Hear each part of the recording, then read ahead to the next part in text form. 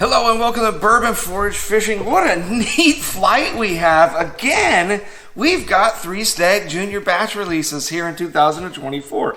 I didn't think that was going to happen. I thought it was going to be the 2, but it looks like, lo and behold, we got 3. So, we have batch A, batch B, and batch C, going from, what is that? My left to my right, so probably reverse for you. Let's just get right into it. We know what Stagg Jr. is all about. It's a horror bottle. The best regular release barrel proof bourbon on the market by far.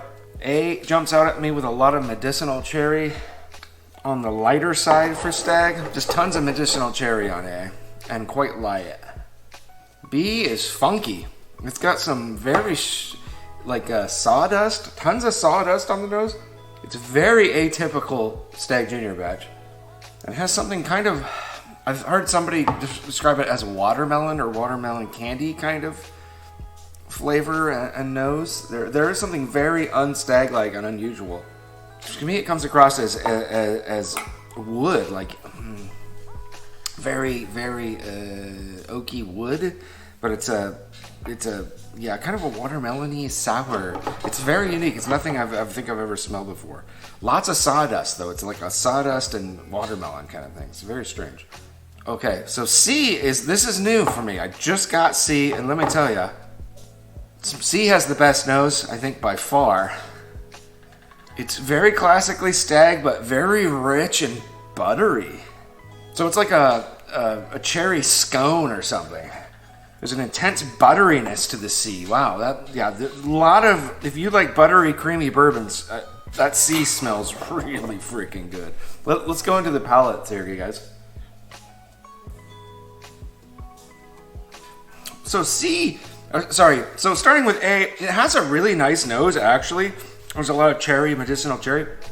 The cherry doesn't come through so much on the palate. A tastes like underdeveloped. The cherry is underdeveloped. The sweetness is underdeveloped. It's just kind of a white sugary and very light. A is definitely not my favorite Stagg Jr. This is one of my least favorites. So, it's a very light Stagg Jr. experience and very kind of an underdeveloped sweetness, underripened. So it would be that sawdust, watermelon sawdust is jumping at me. That's very unusual.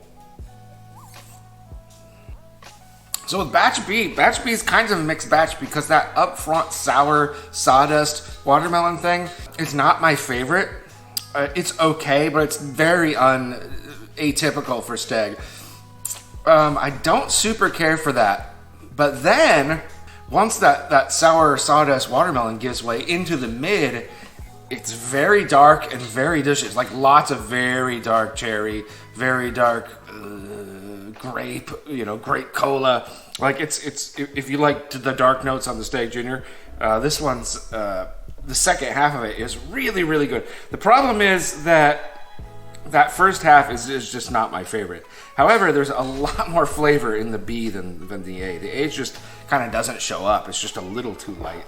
I would probably lean toward the B, even though I don't like that sawdust watermelon note, but hopefully these two are not my super favorite Stagg batches. Hopefully this C will come through and do better for us because 2024 hasn't been my favorite year. So, yeah, that smells very buttery.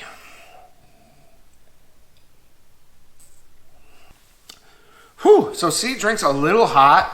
It's very savory. It's a much more savory. I don't think it's as sweet as your typical Stagg Jr. And it's just creamy. It's buttery, almost a kind of meatiness to it towards the mid-end and the finish. And it's very rich and very creamy and very buttery. That's really interesting. I'm going to go back through real quick and give you my final thoughts. Okay, I think we have a winner. So I think I like C batch first. Starting in that mid, there's just this beautiful, buttery, creamy, rich sweetness that comes with it. It feels like the most balanced. Like there's nothing crazy going on with it. It's not like underly sweet or like underly ripened. It's not, there's no crazy spice. It feels more like a classic Stagg, like a very savory Stagg store pick or something like that. I like that. I think C's number one. B's my number 2. There's a little bit too much weird sawdust spice things going on. Although these two, in terms of the burn and the spiciness, kind of drink a little better than C. C's a little bit hot for me. Of course, I haven't been drinking as much, so there's that. These just drink a bit smoother and softer.